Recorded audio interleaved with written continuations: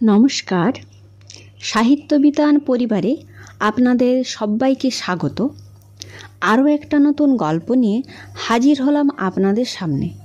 আপনাদের গল্প যদি ভালো লাগে তাহলে একটি লাইক করবেন, আর অবশ্যই চ্যানেলে নতুন হলে চ্যানেলটাকে সাবস্ক্রাইব করবেন।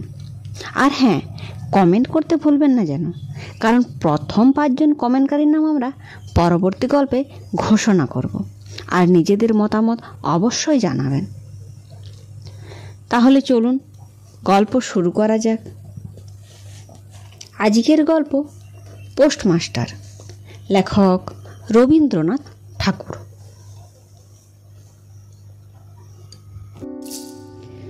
প্রথম কাজ আরম্ভ করিয়াই উলাপুর গ্রামে পোস্টমাস্টারকে আসিতে হয়।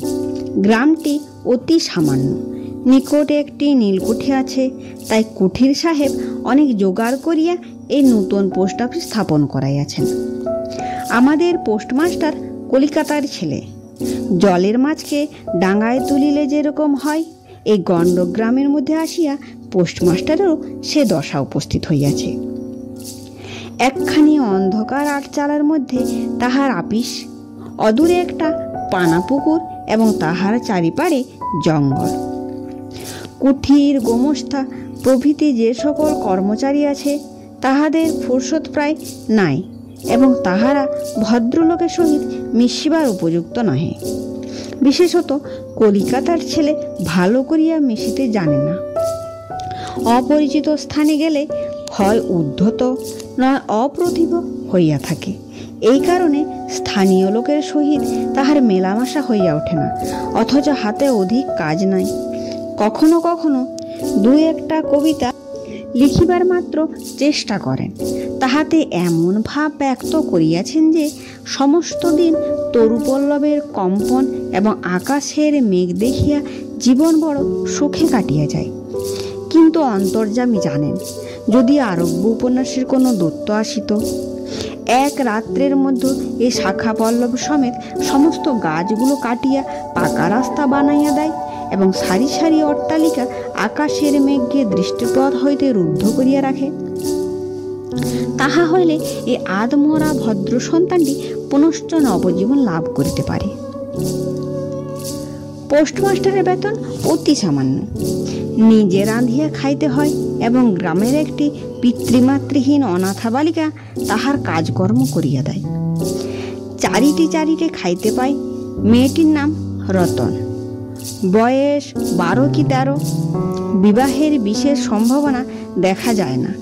সন্ধ্যার সময় যখন গ্রামের গোয়ালঘর হইতে ধূমকুণ্ডলায়িত হইয়া উঠিত, ঝোপে ঝোপে ঝিল্লি রাখিত, দূরে গ্রামের নেশাখোর বাউলের দল খোল করতাল বাজাইয়া উচ্চস্বরে গান জুড়িয়া দিত, যখন অন্ধকার দাওয়ায় একলা বসিয়া গাছের কম্পন দেখিলে কবির হৃদয়ের ঈষৎ হৃদয়কম্প উপস্থিত হইত, তখন ঘরের কোণে একটি ক্ষীণ শিখা প্রদীপ জ্বালিয়া পোস্টমাস্টার ডাকিতেন, রতন।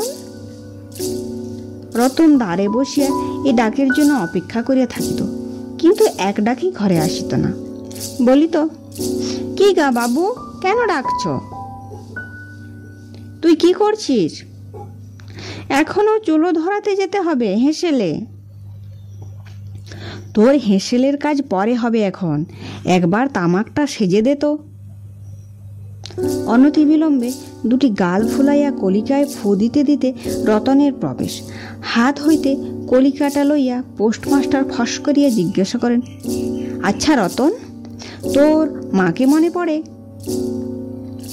সে অনেক কথা, কতক মনে পড়ে, কতক মনে পড়ে না। মায়ের চেয়ে বাপ তাহাকে বেশি ভালোবাসিত। বাপকে অল্প অল্প মনে আছে।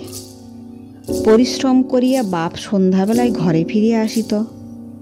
তাহারই মধ্যে 2-1টি সন্ধ্যা তাহার মনে পরিষ্কার ছবির মতো অঙ্কিত আছে। এই কথা হইতে হইতে ক্রমে রতন পোস্টমাস্টারের পায়ের কাছে মাটির উপর বসিয়া পড়িত। মনে পড়িত তাহার একটি ছোট ভাই ছিল। বহু পূর্বেকার বর্ষার দিনে একদিন একটা ডোবার ধারে 2 জন মিলিয়া গাছের ভাঙা ডালকে ছিপ করিয়া মিছিমিছি মাছ ধরা খেলা করিয়াছিল। অনেক গুরুতর ঘটনার চেয়ে সেই কথাটাই তাহার মনে বেশি উদয় হইত। এইরূপ কথা প্রসঙ্গে মাঝে মাঝে বেশি রাত হইয়া যাইত। তখন আলস্যক্রমে পোস্টমাস্টার আর রাঁধিতে ইচ্ছা করিত না। সকালের বাসি ব্যঞ্জন থাকিত এবং রতন তাড়াতাড়ি উনুন ধরায় খান কয়েক রুটি সেকিয়া নিত। তাহাতেই উভয়ে রাত্রের আহার চলিয়া যাইত। এক একদিন সন্ধ্যাবেলায় সে বৃহৎ আটচালার কোণে আপিসের কাঠের চৌকির উপর বসিয়া পোস্টমাস্টারও নিজের ঘরের কথা পাড়িতেন। ছোট ভাই, মা এবং দিদির কথা, প্রবাসী একলা ঘরে বসিয়া যাহাদের জন্য হৃদয় ব্যথিত হইয়া উঠিত তাহাদের কথা, যে সকল কথা সর্বদাই মনে উদয় হয় অথচ নীলকুঠির গোমস্তাদের কাছে যাহা কোনো মতে উত্থাপন করা যায় না, সেই কথা একটি অশিক্ষিতা ক্ষুদ্র বালিকাকে বলিয়া যাইতেন। কিছুমাত্র অসঙ্গত মনে হইত না। অবশেষে এমন হইল, বালিকা কথোপকথনকালে তাহার ঘরের লোকদিগকে মা, দিদি, দাদা বলিয়া চিরপরিচিতের ন্যায় উল্লেখ করিত। এমনকি তাহার ক্ষুদ্র হৃদয়পটে বালিকা তাহার কাল্পনিক মূর্তিও চিত্রিত করিয়া লইয়াছিলেন।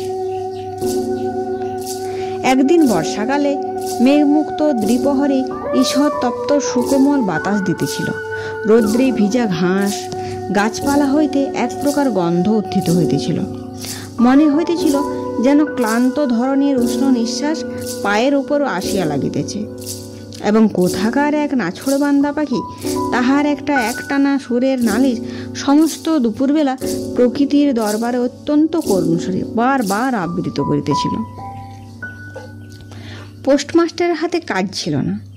সেদিনকার বৃষ্টিধৌত মসৃণ চিক্কন তরুপল্লবের হিল্লোল এবং পরাভূত বর্ষার ভগ্নাবশিষ্ট রৌদ্রশুভ্র স্তূপাকার মেঘস্তর বাস্তবিকে দেখিবার বিষয় ছিল। পোস্টমাস্টার তাহা দেখিতেছিলেন এবং ভাবিতেছিলেন, এই সময় কাছে একটি কেহ নিতান্ত আপনার লোক থাকিত, হৃদয়ের সহিত একান্ত সংলগ্ন একটি স্নেহপুত্তলী মানব মূর্তি। ক্রমে মনে হইতে লাগিল, সেই পাখি ওই কথাই বারবার বলিতেছে এবং এই জনহীন তরুচ্ছায়া নিমগ্ন মধ্যাহ্নের পল্লবমর্মণের অর্থ কতকটা ঐরূপ। কেহ বিশ্বাস করে না এবং জানিতেও পায় না, কিন্তু ছোট পল্লীর সামান্য বেতনের সাব পোস্টমাস্টারের মনে গভীর নিস্তব্ধ মধ্যাহ্নে দীর্ঘ ছুটির দিনে এরূপ একটা ভাবের উদয় হইয়া থাকে।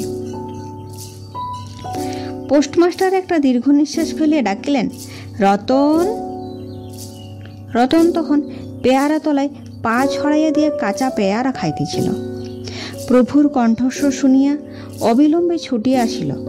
হাঁপাইতে হাঁপাইতে বলিল, দাদাবাবু ডাকছ? পোস্টমাস্টার বললেন, তোকে আমি একটু একটু করে পড়তে শেখাবো বলিয়া সমস্ত দুপুরবেলা তাহাকে লয়ে স্বরে অ স্বরে আ করিলেন এবং এই রূপে অল্পদিনে যুক্ত অক্ষর উত্তীর্ণ হইলেন। শ্রাবণ মাসে বর্ষণের আর অন্ত নাই।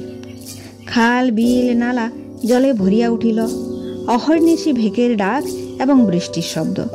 গ্রামের রাস্তায় চলাচল প্রায় এক প্রকার বন্ধ। নৌকায় করিয়া হাটে যাইতে হয়। একদিন প্রাতঃকাল হইতে খুব বাদলা করিয়াছে।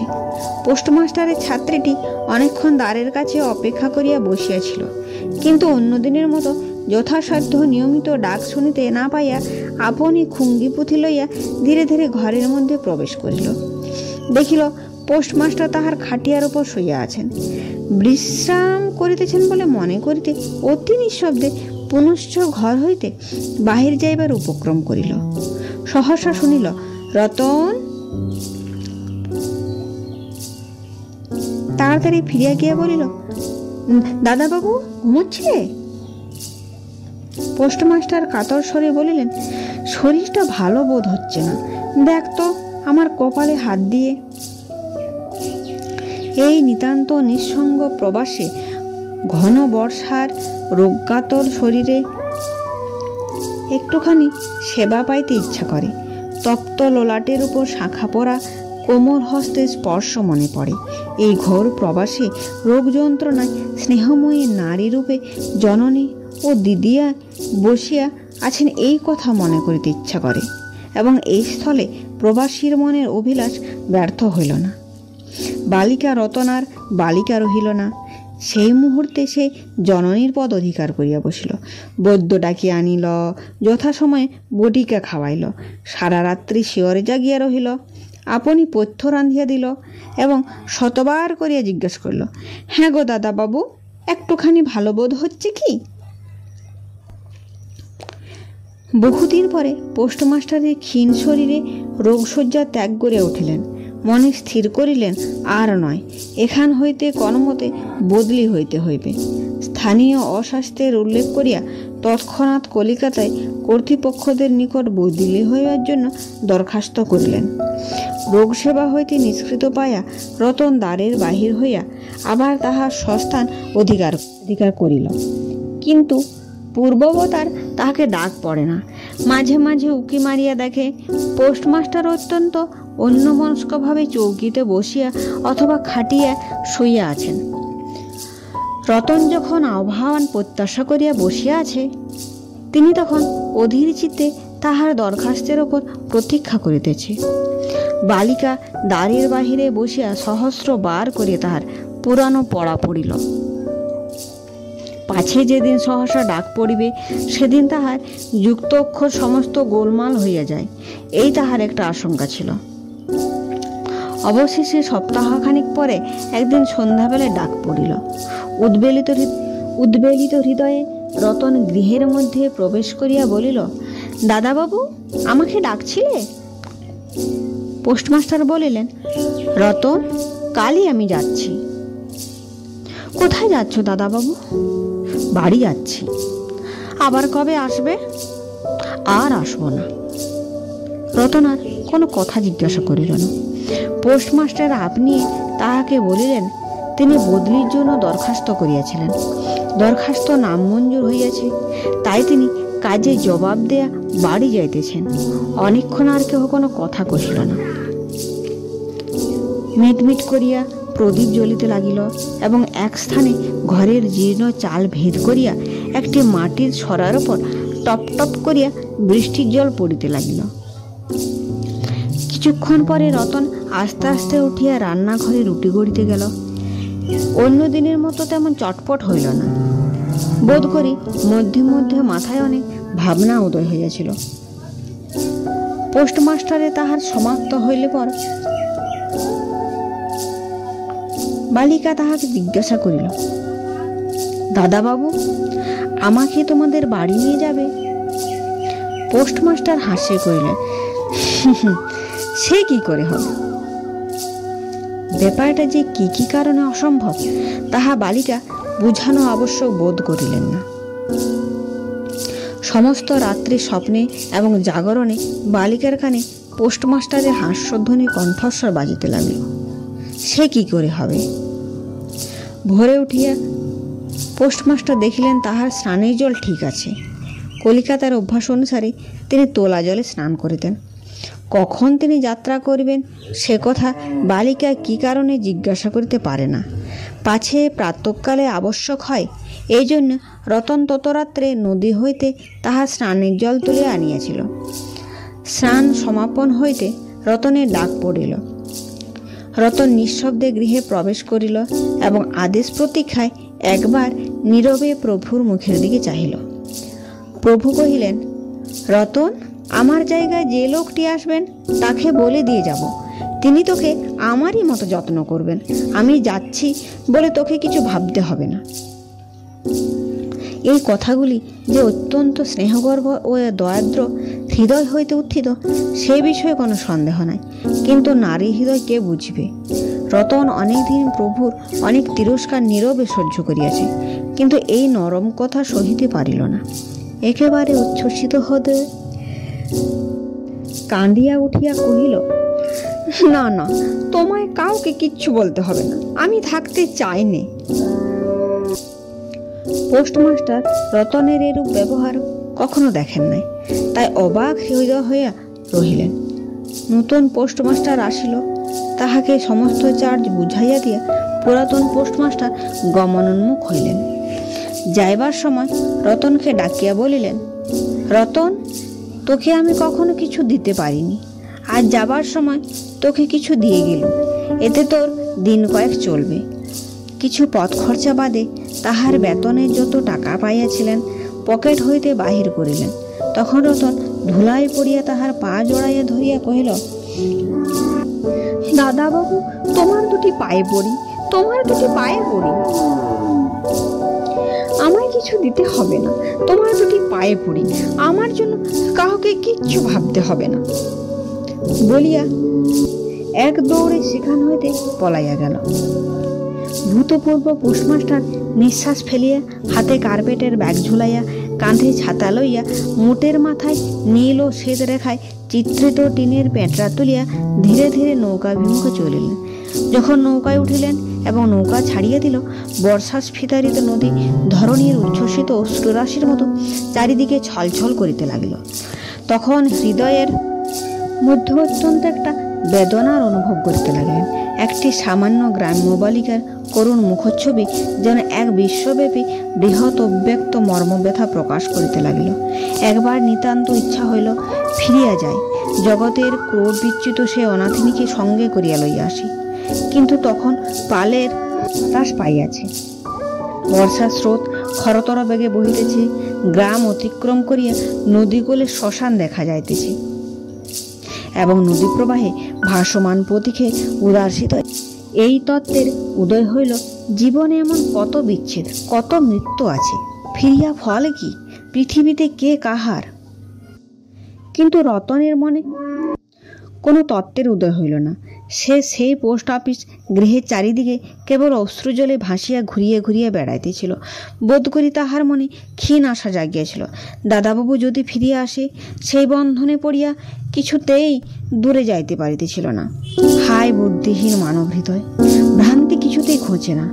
যুক্তিশাস্ত্রের বিধান বহু বিলম্বে মাথায় প্রবেশ করে, প্রবল প্রমাণকেও বিশ্বাস করিয়া মিথ্যা আশাকে দুই হাতে বাহুপাশে বাঁধিয়া বুকের ভিতর প্রাণপণে জড়াইয়া ধরে যায়। অবশেষে একদিন সমস্ত নাড়ি কাটিয়া হৃদয়ের রক্ত শুষিয়া সে পলায়ন করে। তখন চেতনা হয় এবং দ্বিতীয় ভ্রান্তি পাশে পড়িবার জন্য চিত্ত ব্যাকুল হইয়া ওঠে। প্রতিটি শ্রোতা বন্ধুদের উদ্দেশ্যে জানায়, যদি গল্প ভালো লাগে তবে অবশ্যই একটি ভালো কমেন্ট করে যাবেন, কারণ আপনাদের কমেন্টে বেশি অনুপ্রেরণা জাগায় আমাদের।